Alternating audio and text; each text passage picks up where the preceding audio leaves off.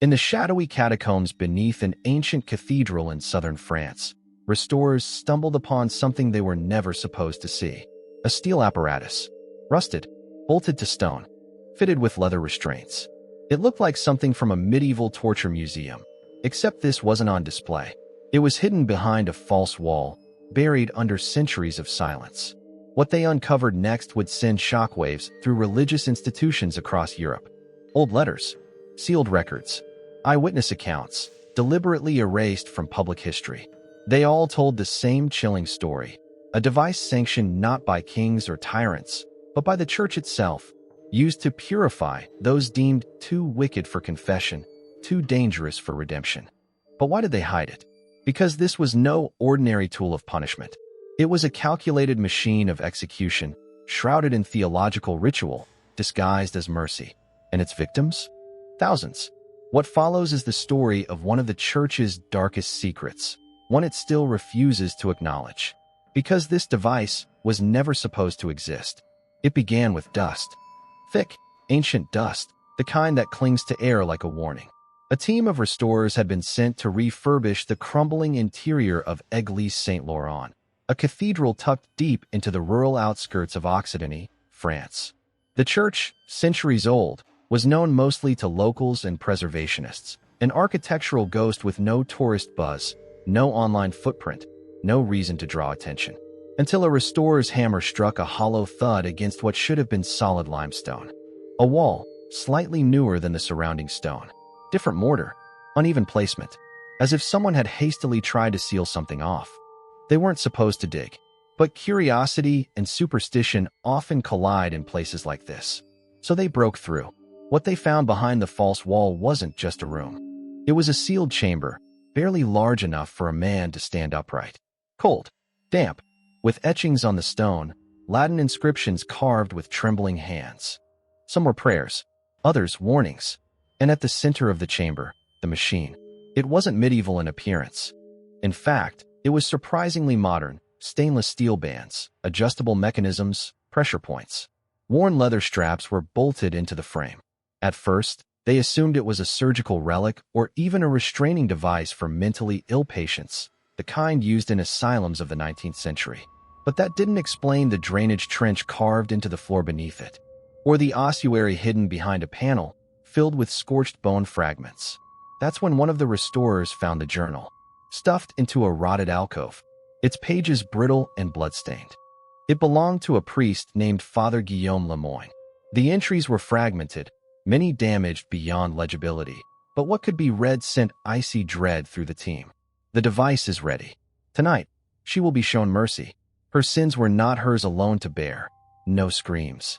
Only the prayer. The smoke carried her away. May God forgive me. These were not notes on salvation. They were confessions of murder. And this wasn't just one priest's madness. The journal referred to others, names of abbots, bishops, even references to papal decrees.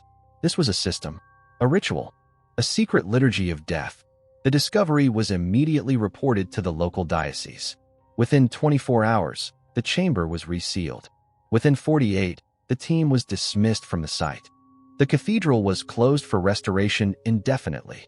No public statements, no official inquiry. But one restorer, a woman named Sophie Moreau, had already made digital copies of the journal and taken photos of the device. She shared them with a historian friend before she disappeared. Literally, her apartment was left unlocked, her phone on the table. No sign of struggle, no evidence of flight. She was gone, and so was every trace of her evidence. Except one surviving photo, a partial shot of the device, with a date scribbled in the corner, March 3, 1847. That single image would become the spark for an independent investigation, one that would uncover an entire hidden history, a shadow doctrine of sacred executions buried beneath centuries of religious doctrine. And it all started with a wall that should never have been there.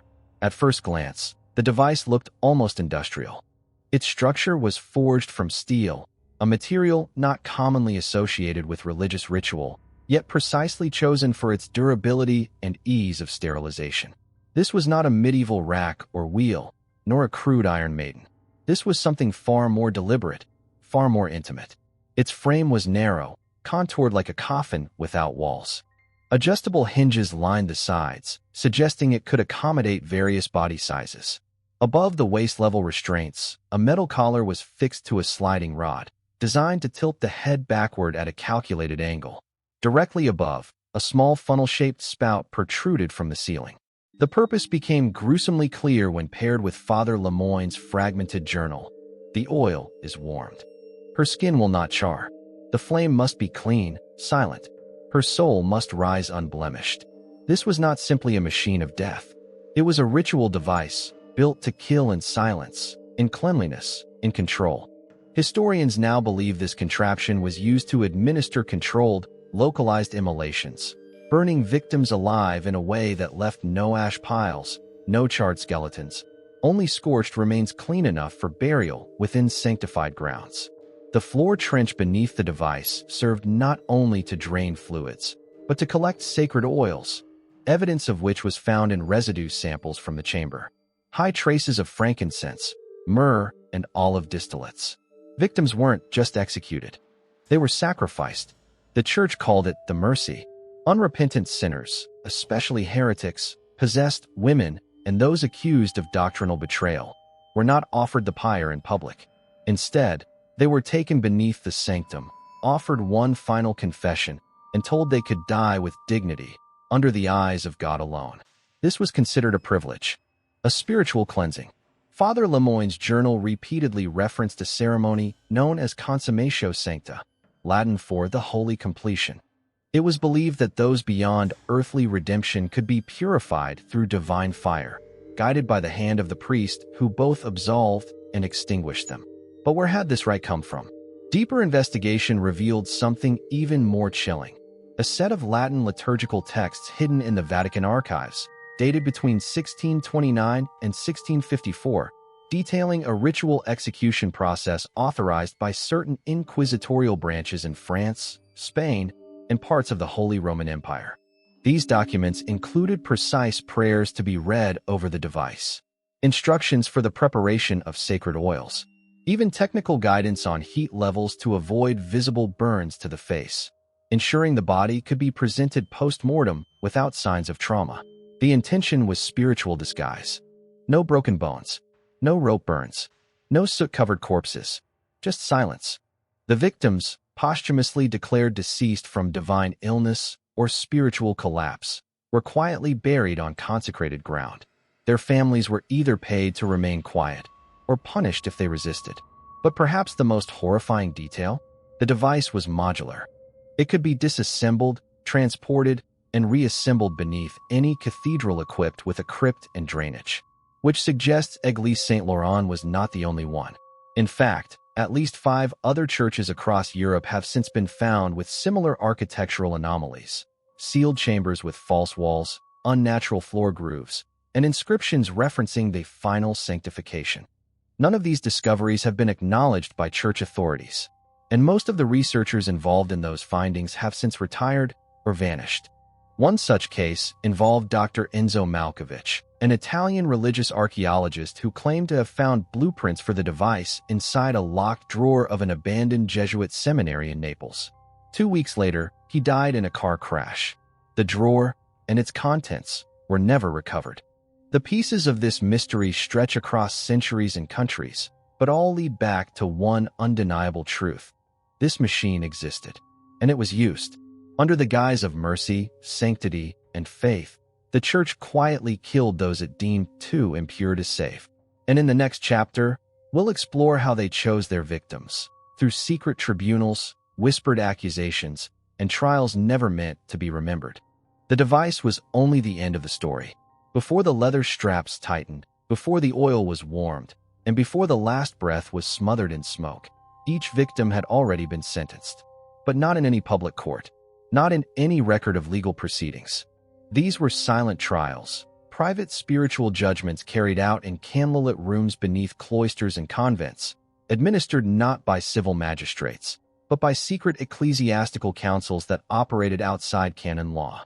They were called colloquia umbrarum, the gatherings of shadows.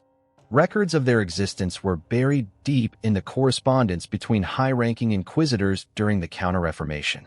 In the 17th century, when the Catholic Church feared internal collapse more than external enemies, it created methods to contain spiritual rot from within.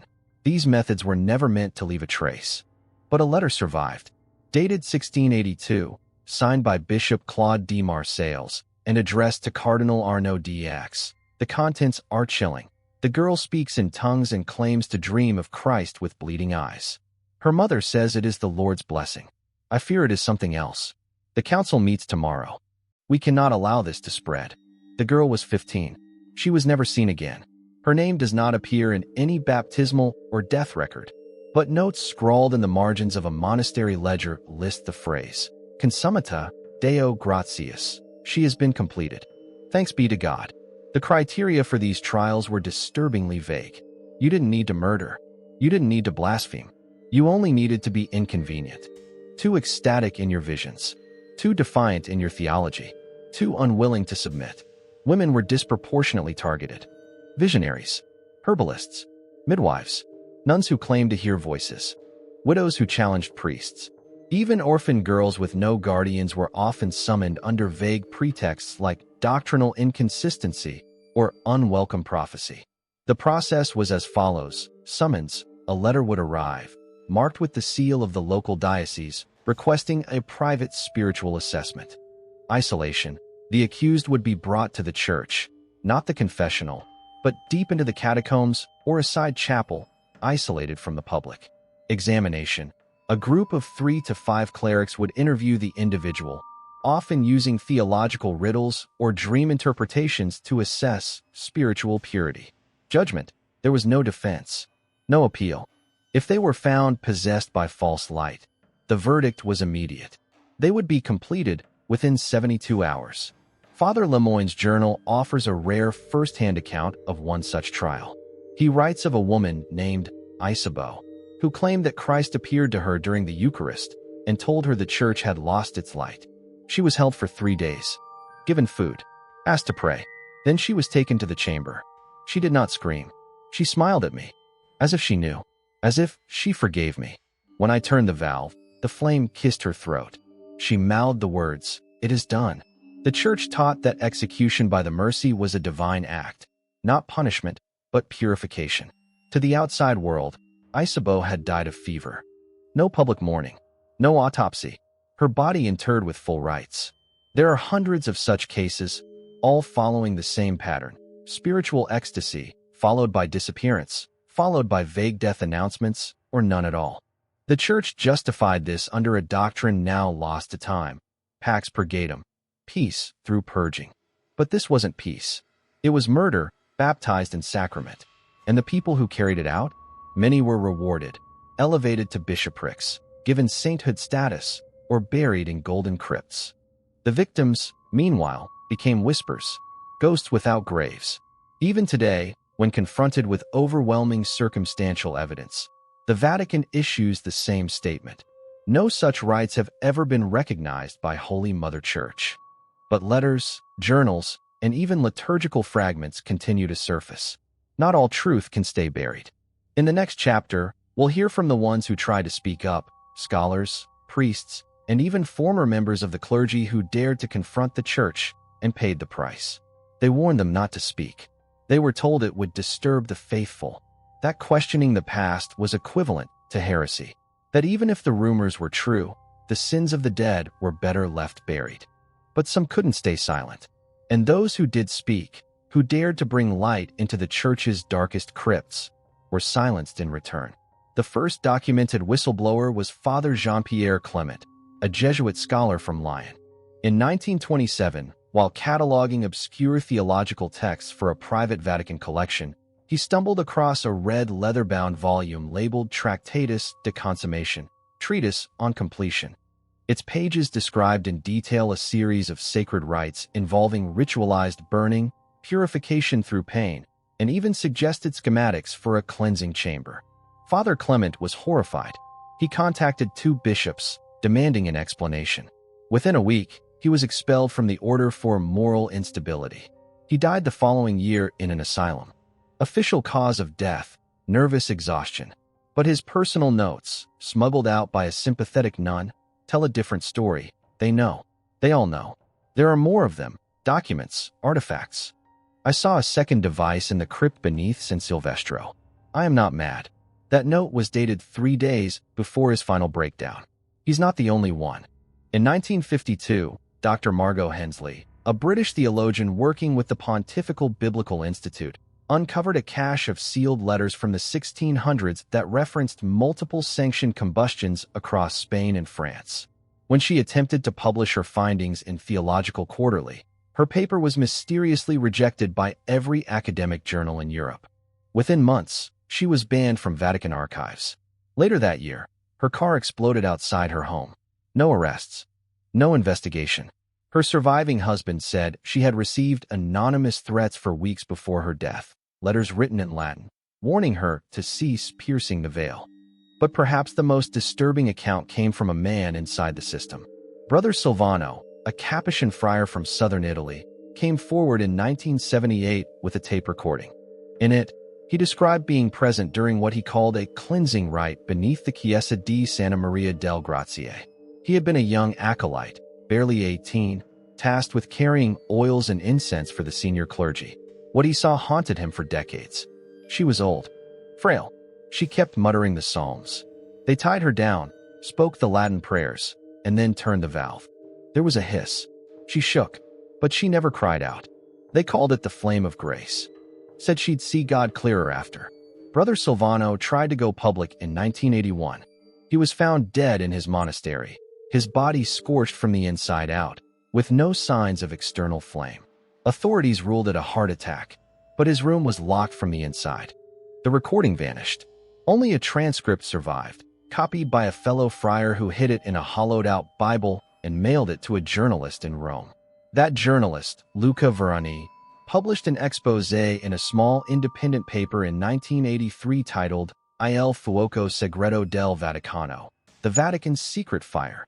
The paper's office was vandalized the next day. Verani was arrested for defamation. The Vatican never commented. To this day, underground forums and blacklisted academic circles shared digital copies of these testimonies, pieced together like a forbidden puzzle. The voices are scattered. Their lives often ended in obscurity, disgrace, or unexplained tragedy. But they exist, each one a torchbearer in the darkness, a flicker of truth trying to burn through centuries of sacred denial. And for each voice silenced, a question echoes louder. Why would the Church go to such lengths to hide something it claims never existed? The answer may lie not just in what was done, but in what is still being done. Because in the next chapter, we'll uncover the machinery of the cover-up and the chilling possibility that this doctrine of death may never have fully ended. It's not just the rituals that vanished. It's the evidence, the bodies, the records, the witnesses, all systematically erased, or, more accurately, absorbed into the folds of one of the most secretive institutions on earth. The Catholic Church has centuries of experience concealing its shadows beneath gold-leafed scripture and marble saints. But the cover-up of the Mercy device goes far beyond the occasional missing file or forgotten manuscript. This was an orchestrated erasure, a spiritual purge of memory itself. In 1992, an anonymous archivist leaked a list of documents flagged for non-circulation and suppression within the Vatican's secret archives, now officially renamed the Apostolic Archives.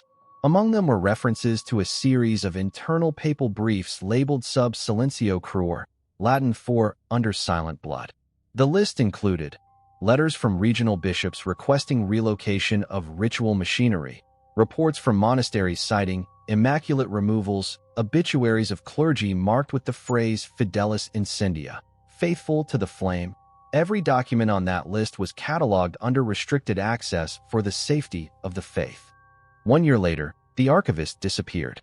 No trace, no leads, and yet the leaks didn't stop.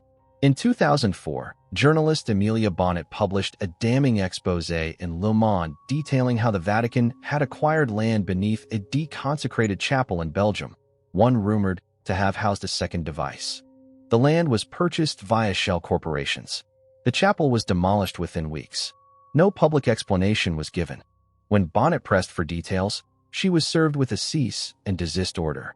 Her next article, titled "The Vatican's Burned Books," was pulled from every major French publication. The archived page vanished from the internet within 48 hours. But she had backups. And in her private files, she uncovered a memo, leaked from a Jesuit source, that outlined an internal church protocol. In cases where traces of consummatio sancta are uncovered by civilians or unauthorized agents, initiate discretionem Phase 1. Seal access, neutralize assets, redirect inquiry. Neutralize assets. This wasn't spiritual guidance. It was operational language. Worse still, the Church's own system of law, canon law, provides a means of protecting even the most grotesque secrets. Under Canon 1405, the Pope reserves the right to judge any case involving a cardinal, bishop, or state leader, meaning that any clergy member involved in mercy-related executions would have been protected from external prosecution by default. But the most disturbing cover-up came in 2017. That year, a team of university students in Prague claimed to have discovered video footage from 1943, grainy 16mm reels stored in a cellar beneath the disbanded Archdiocese of Bohemia. The footage showed what appeared to be a bound woman being lowered into a metal device. Latin chants could be heard in the background. The students uploaded a 2-minute clip to the dark web. Within 12 hours, their dorm rooms were raided by local authorities. Within 24 hours, all but one had deactivated their social media accounts. The lone remaining student, Tomasz Grevich, posted a cryptic tweet before vanishing. They said it was mercy, but it looked like murder. No one has seen him since. The footage, now known as the Prague Reels, still circulates in fragmented form among fringe historians and conspiracy circles. Its authenticity is debated. Its implications, terrifying. If real, it would mean the mercy device was not just a relic of medieval superstition, but an instrument used well into the 20th century, and perhaps even later. Because some patterns never die. Church buildings continue to be quietly renovated. Crypts sealed without explanation. Diocesan properties suddenly purchased, bulldozed, or turned into private sanctuaries with restricted access. Meanwhile, official responses remain unchanged. The Catholic Church recognizes no such device or practice. Any claims to the contrary are fabrications designed to harm the faith. But there's one final layer, a shadow within the shadow. In our final chapter, we ask, what happens when faith becomes fanaticism? When the sacred becomes a weapon? And whether it's possible that someone, somewhere, is still turning the flame. The Church has always been a place of paradox, a sanctuary for sinners and a seat of judgment, a refuge for the broken, and an empire built on obedience. But when those paradoxes sharpen into absolutes, holiness becomes a tool for horror. The mercy device was never about redemption. It was about control. A weapon forged not in defiance of faith, but in its name. A belief system so consumed by purity, so terrified of spiritual contamination, that it chose fire over forgiveness, silence over scandal, death over disobedience. But was it truly extinguished? Or did the flame simply go underground? In 2021, a photo surfaced on an obscure theology blog, then quickly vanished. It showed the interior of a sealed chapel in northern Argentina. The image captured a strange metallic frame bolted to the stone floor. Identical drainage grooves. A scorched indentation where a body might have once lain. The blog post claimed the chapel belonged to a defunct Jesuit mission, shuttered in the 1950s. The post was deleted within hours. A week later, the blog's domain was purchased by a Catholic publishing company. Coincidence? Or cleanup? Even more disturbing is the emergence of neo-Orthodox sects in Eastern Europe and Latin America. Ultra-conservative Catholic groups who believe modern church doctrine has strayed from divine truth. Many of them operate in secrecy. Some have been linked to cult-like behaviors, unauthorized exorcisms, and whispers of the fire of sanctity. An anonymous tip sent to an independent researcher in Poland read, "The flame is not metaphor. It is literal. They still burn. Only now it is not for heresy, it is for purity." It was unsigned. The IP address was traced to a cloistered seminary in Hungary. No investigation followed. The terrifying truth is that belief, any belief, can be bent, twisted, weaponized. When redemption is no longer a path, but a destination only granted by the righteous few, the line between priest and executioner vanishes. What the mercy device represents is not just a hidden chapter in the Church's history. It is a mirror, a reflection of what happens when the need to control the soul outweighs the value of the human being, when salvation becomes exclusive, conditional, and when those conditions are judged in the dark by men who believe they speak for God. We may never know how many died beneath cathedrals, praying through flames, never named, never mourned. We may never find all the devices, but we can listen for the echoes, because even silence leaves scars. And somewhere, in the cold stone beneath sanctified ground, those echoes still scream. They called it mercy, but history tells a different story, one of secrecy, fear, and the terrifying power of unchecked faith. The Church has sworn this device never existed, but the evidence, scattered, buried, and bloodstained, whispers otherwise. From hidden chambers to scorched altars, from vanished whistleblowers to vanished victims, the mercy device remains one of the most chilling forgotten atrocities ever orchestrated beneath the cross. And maybe that's why it was hidden so well, because it wasn't just murder. It was murder by the hands of men who believed they were doing God's will. Let that sink in. If this story shocked you, if you're still thinking about that chamber, that trench, that flame, subscribe for more. We dive deep into the forgotten, the forbidden, and the downright terrifying corners of human history. Leave a comment. What do you think really happened beneath those cathedrals? And if you dare, click to watch our next documentary. It's even darker. Some secrets are buried for a reason. Others are meant to be unearthed.